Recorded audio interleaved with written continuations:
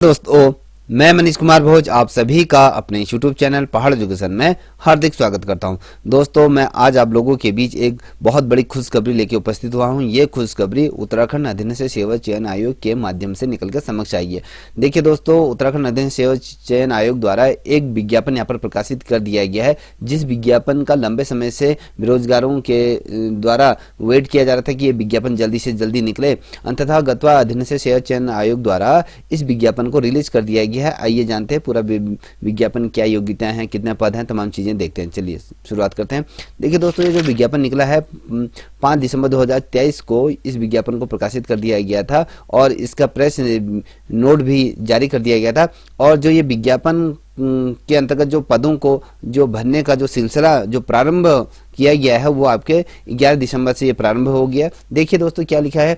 देखिए, चयन हेतु विज्ञापन अगर देखें तो उत्तराखंड अधीनस्थ सेवा चयन आयोग द्वारा समूह ग के अंतर्गत जो विभिन्न विभागों में इंटरमीडिएट स्तरीय अहिर्ता के रिक्त पदों का यहाँ चयन विज्ञापन यहाँ पर जारी कर दिया गया। कहने का मतलब है जितने भी बच्चे इंटरमीडिएट की योग्यता रखते हैं, जिन्होंने इंटर पास किया है, अगर वो बच्चे तमाम बच्चे इस फॉर्म को फिलअप कर सकते हैं, वो किसी भी साइड से हों या साइंस साइड से आर्ट साइड से, तो वो बच्चे इसको फिलअप कर सकते हैं। देखिए, जो ये विज्ञापन जो प्रकाशन हुआ था, ये विज्ञापन को जो जारी किया गया था 5 दिसंबर 2023 को इस विज्ञापन को जारी कर दिया गया और इस विज्ञापन को जारी 5 दिसंबर को किया गया। ऑनलाइन आवेदन जो पत्र प्रारंभ भरने के जो प्रारंभ किया गया था 11 दिसंबर 2023 से आप इन फॉर्मों को अप्लाई कर सकते हैं। और अंतिम तिथि जो दी गई है इन फॉर्मों को अप्लाई करने की, वो आपको 31 दिसंबर 2023 को ये लास्ट तिथि है। यहाँ आपको फॉर्म फिलअप कर देना है। इससे पूर्व ही आप इस फॉर्म को फिलअप कर दीजिएगा। आजकल में ही इस फॉर्म को आप क्या करें, फिलअप कर दीजिएगा। देखिए, ऑनलाइन आवेदन पत्र में संशोधन की तिथि जो निर्धारित की गई है वो 4 से 8 जनवरी 2024 के बीच में ये रखी गई। अब क्या होता है, कई बच्चे जिसमें ऑनलाइन फॉर्म भरते हैं तो उसमें कभी डेट ऑफ बर्थ गलत हो जाता है या उनके सरनेम गलत हो जाता है, या फिर जो अगर मैं कहूँ एम्प्लॉयमेंट का जो कार्ड नंबर होता है उसको भरने में कहीं गड़बड़ी कर देते हैं, तो कहीं ना कहीं अपनी जो क्वालिफिकेशन है उसे भरने में गलती कर देते हैं। तो आयोग द्वारा इन तमाम गलतियों को सुधारने के लिए 4 से 8 जनवरी के लिए ये पोर्टल ओपन होगा, जहां पर आप अपनी जो गलतियां हैं उन गलतियों को आप संशोधन कर सकते हैं। पहले कोशिश ये कीजिएगा कि कोई भी ऐसी गलती ना हो आपको कि पत्र को आपको संशोधन करना पड़े। ठीक है।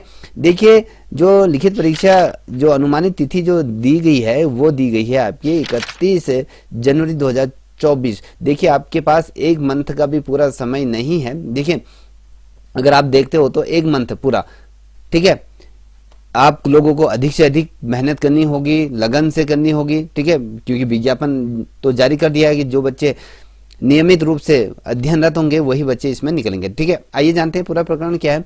देखिए, उत्तराखंड अधीनस्थ सेवा चयन आयोग द्वारा जो समूह ग के अंतर्गत परिवहन आयुक्त संगठन के अंतर्गत जो परिवहन आरक्षित के जो पद निकाले गए हैं वो आपके निकाले गए हैं। 118 पद यहाँ पर परिवहन आरक्षित के अंतर्गत निकाले गए हैं और कार्यालय आबकारी आयुक्त आबकारी सिपाही के जो पद यहाँ पर जारी किए गए हैं वो 100 पदों पर यहाँ पर क्या होगा, आबकारी आयुक्त में आबकारी सिपाही की यहाँ पे नियुक्ति होने जा रही है और यहाँ पर इन्हें पद निकाले गए हैं। और कार्यालय आबकारी आयुक्त में उप आबकारी निरीक्षक के जो पद निकाले गए हैं वो 14 पद यहाँ पर निकाले गए हैं। देखिए, अगर गोविंद बल्लभ पंत कृषि एवं प्रौद्योगिकी विश्वविद्यालय पंतनगर में हॉस्टल मैनेजर ग्रेड 3 के अंतर्गत 2 पद वहाँ पर दिए गए हैं, तथा साथ ही महिला कल्याण विभाग में जो मात्र गृह माता और हाउस कीपर की यहाँ पर भी 2 पद यहाँ पर जारी किए गए। अगर हम बात करें तो कुल जो पदों का जो विज्ञापन जारी हुआ है वो आपके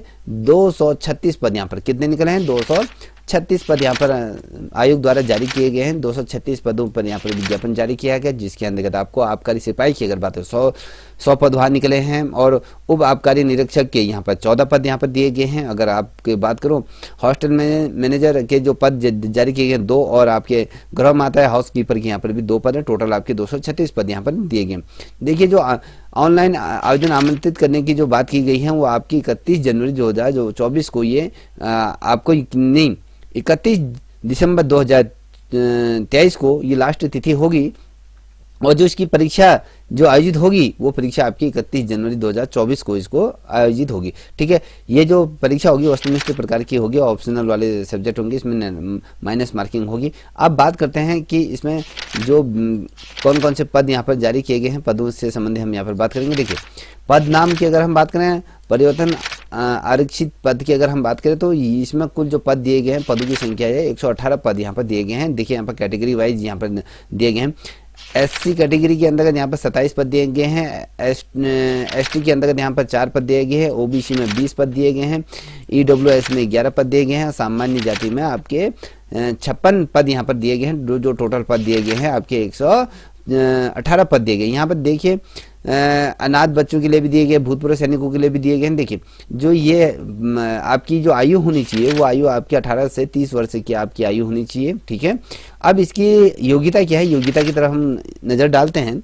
ठीक है, अब देखिए ये कह रहा है कि माध्यमिक शिक्षा परिषद उत्तर प्रदेश या उत्तराखंड शिक्षा परिषद की जो परीक्षा है, इंटरमीडिएट परीक्षा या सरकार द्वारा समकक्ष मान्यता प्राप्त कोई भी परीक्षा आपकी उत्तीर्ण होनी चाहिए। इसमें ये नहीं दिया गया कि साइंस सेट हो या आर्ट्स सेट, तो इसमें आपकी इंटरमीडिएट परीक्षा यहाँ पर उत्तीर्ण होनी चाहिए। कोई भी बच्चा जिसको 18 वर्ष कंप्लीट हो चुके हैं वो बच्चे इन फॉर्म को फिलअप कर सकते हैं। देखिए एक्स्ट्रा जो अधिमान अंक की अगर मैं बात करूँ, एक्स्ट्रा क्वालिफिकेशन जो आप अगर हम बात करें, अन्य बातों के समान होने पर सीधी भर्ती मामले में ऐसे अभ्यर्थियों को अधिमान्यता दिया जाए, जिसमें या कहें जिन अभ्यर्थियों ने प्रादेशिक सेना में 2 वर्ष की अवधि की सेवा दी हो, या फिर एनसीसी का जिन बच्चों के पास बी सर्टिफिकेट है तो उनको भी यहाँ पर वरीयता दी जाएगी।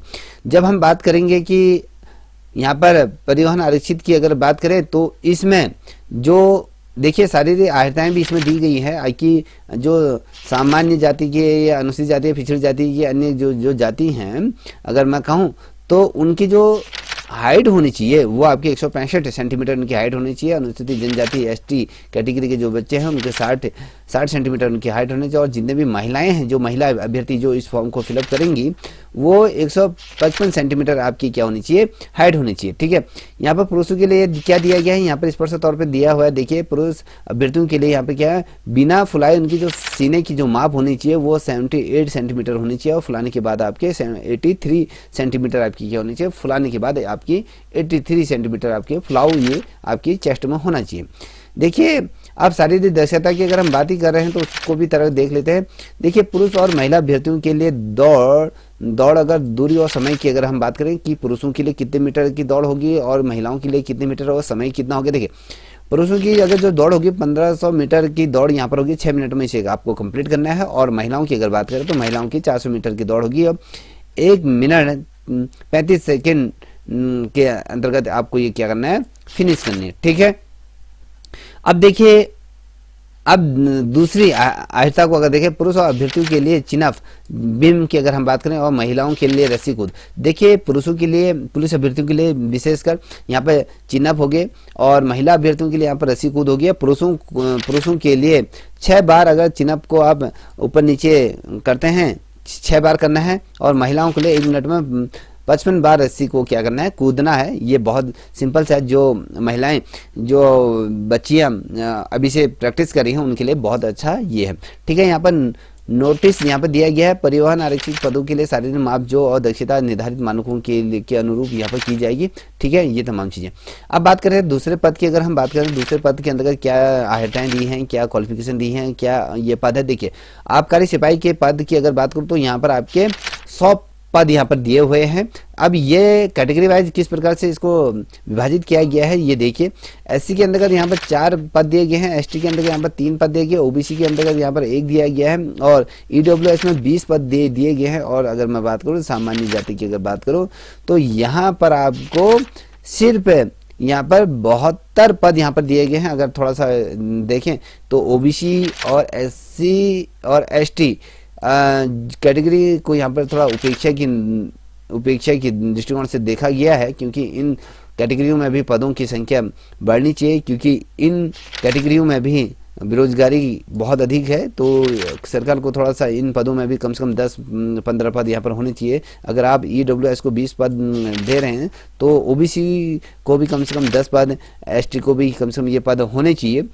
ये मेरा खुद का एक मानना है। ठीक है, अब देखिए आबकारी सिपाही की अगर हम बात करें तो यहाँ पर आप देख पा रहे होंगे आयु सीमा आपकी 1835 वर्ष होनी चाहिए और आबकारी सिपाही के लिए इससे अधिक नहीं होनी चाहिए। 42 वर्ष जो बच्चे लेके चल रहे हैं उनके लिए नहीं, सिर्फ 18 से 35 वर्ष आपकी ये होनी चाहिए।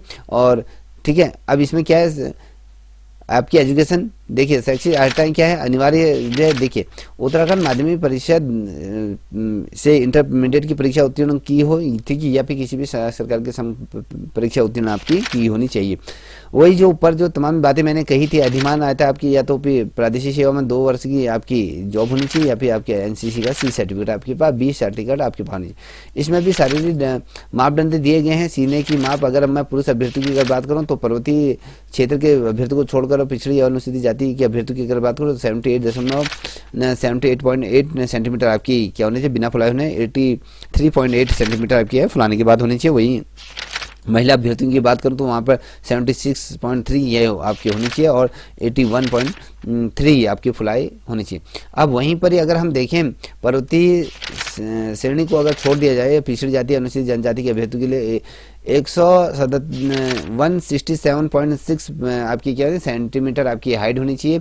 और पर्वतीय क्षेत्रों के अभ्यर्थियों के लिए अगर बात करें तो ये 162.6 सेंटीमीटर आपकी क्या होनी चाहिए, आपकी ऊंचाई होनी चाहिए। और महिलाओं की अगर बात करें अनुसूचित जाति के अभ्यर्थियों के लिए अगर विशेष रूप से अगर कहें तो यहाँ पर 60 सेंटीमीटर है। और महिलाओं की अगर हाइट की बात करें तो अगर जो मैदानी क्षेत्र के जो बच्चे हैं उनकी जो हाइट होनी चाहिए आपकी 152 सेंटीमीटर होनी चाहिए। और पर्वतीय क्षेत्र की जो महिलाएं हैं उनकी 147 होनी चाहिए। और अनुसूचित जनजाति की जो महिलाएं हैं उनके लिए आपके 47 सेंटीमीटर आपकी क्या होनी चाहिए, ये हाइट होनी चाहिए। अब शारीरिक वजन आपकी क्या होना चाहिए, 45 किलो तो आपका निश्चित रूप में वजन होना चाहिए। 45 किलो तो वजन आपका निश्चित रूप में होना चाहिए। 35 अगर 45 से नीचे है तो आप भर्ती प्रक्रिया से बाहर हो जाओगे, ठीक है। खूब खाना खाओ।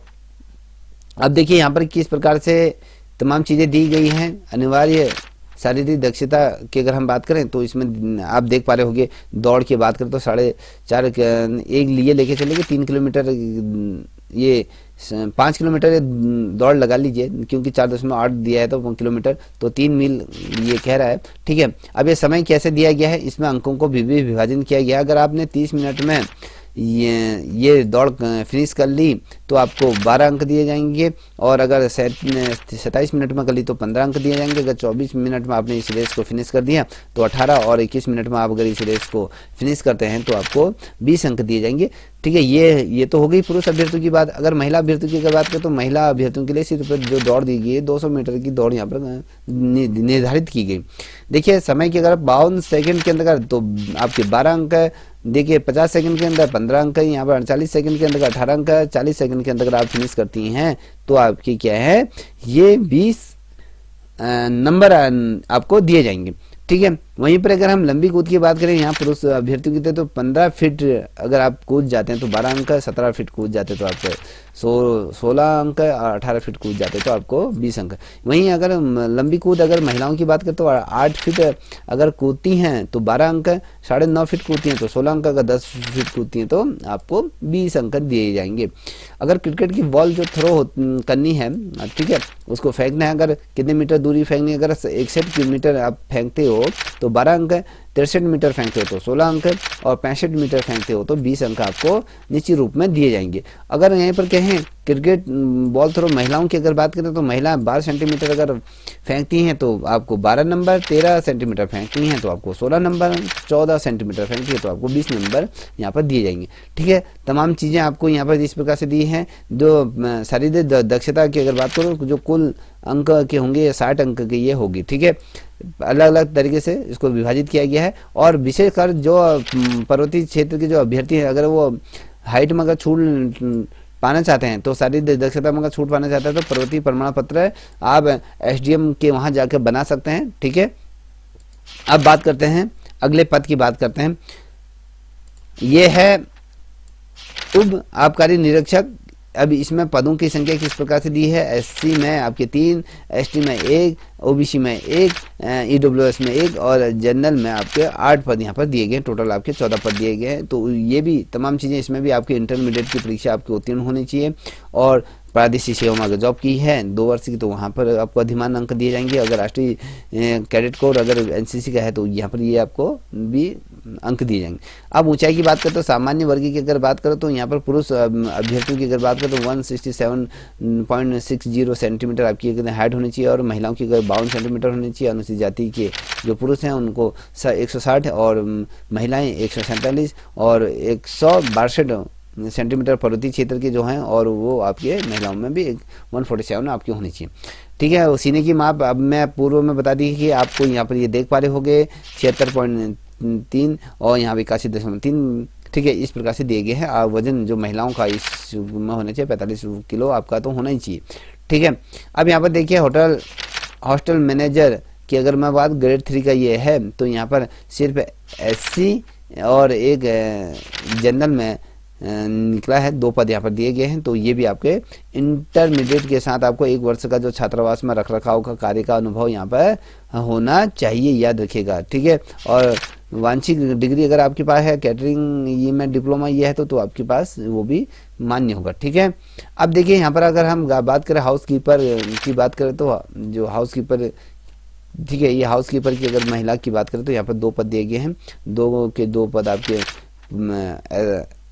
जनरल कैटेगरी के हैं। तो इसमें भी आपको क्या होना चाहिए, उत्तराखंड में जो इंटरमीडिएट की परीक्षा आपके पास उत्तीर्ण होनी चाहिए। ठीक है, और आपने किसी भी सरकारी प्रतिष्ठान में नर्सिंग होम में या हाउसकीपर की अगर अनुभव है आपको तो वहाँ पर आपको दिए जाएंगे। देखिए पदों की अगर बात करूँ तो यहाँ पर 100 अंक का यहाँ पर प्रश्न पत्र होगा जो कि आपको वस्तुनिष्ठ प्रकार से होंगे और इसमें माइनस मार्किंग भी आपकी यहाँ पर होगी। ठीक है, लिखित परीक्षा देखिए सामान्य ओबीसी श्रेणी के अभ्यर्थी को 45% तथा अनुसूचित जाति के यहाँ पर 35% अंक यहाँ पर लाने चाहिए। ये तो सिर्फ एक कहने वाली बात है। ठीक है, आपको जो नंबर लानी है, ठीक है, 100 में से आपका जो कट ऑफ जो गिरेगी उस कट ऑफ से ऊपर आपको क्या करना है, नंबर लेके आने हैं, चाहे वो 65 गिरे या 75 गिरे या 80 गिरे। ठीक है, ये आपके पास ये आपको भली भांति से परिचित होना चाहिए। ठीक है, अब यहाँ पर दिया भी होगा, अगर हम नीचे की तरफ देखें तो इसमें क्या क्या चीज़ें आएंगी आपकी, तो उसको देख लीजिए। देखिए यहाँ पर अगर मैं कहूँ शुल्क कितना पड़ना है आपको, ये भी देख लीजिए। शुल्क किस प्रकार से जमा करना है आपको, ऑनलाइन ही ये सबमिट करना है। ओबीसी के जो अभ्यर्थी हैं उनको 300 रुपया, SC ST के लिए 150 रुपया, दिव्यांग जो हैं उत्तराखंड के उनको 150 रुपया आपको यहाँ पर दिया जाना है। ठीक है, अब यहाँ पर देखते हैं कि आपका पाठ्यक्रम किस प्रकार से दिया है। पाठ्यक्रम भी यहाँ पर दिया होगा कि किस प्रकार से तमाम चीज़ें आएंगी। नीचे देखिए यहाँ पर पाठ्यक्रम दिया है इंटरमीडिएट लेवल का। ठीक है, अब ये पाठ्यक्रम पर मैं एक अलग सी वीडियो आप लोगों के लिए लेके आऊँगा कि इंटर स्तरीय जो सामान्य प्रश्न पत्र है तो क्या आपको क्या पढ़ना है। देखो यहाँ पर इस प्रकार से ये दिया गया है। विशेषकर आपको हिंदी पढ़नी है, आपको हिंदी सामान्य पढ़ना है, जो 12 के ही चीज़ें पढ़नी पड़ेंगी आपको, जो तर्क संबंधित ये चीज़ें पढ़नी है। ठीक है, और अशाब्दिक उसमें ये तमाम चीज़ें पढ़नी है। ठीक है दोस्तों, अगर आपको ये वीडियो आपके नॉलेजेबल अगर आपको ये लगी हो तो प्लीज़ इस चैनल को भी लाइक शेयर सब्सक्राइब अवश्य करें, साथ ही अपने दोस्तों को साझा करें। जितनी जल्दी हो सके उतनी जल्दी इस फॉर्म को फिलअप करने की कोशिश करें। तब तक के लिए इतना ही। जय हिंद, जय भारत, जय उत्तराखंड।